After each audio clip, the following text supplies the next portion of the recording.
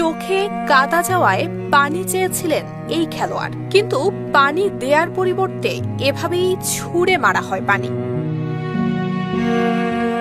এতে মানুষ হলে কখনো এই ধরনের অন্যায় কাজ করতে পারে না।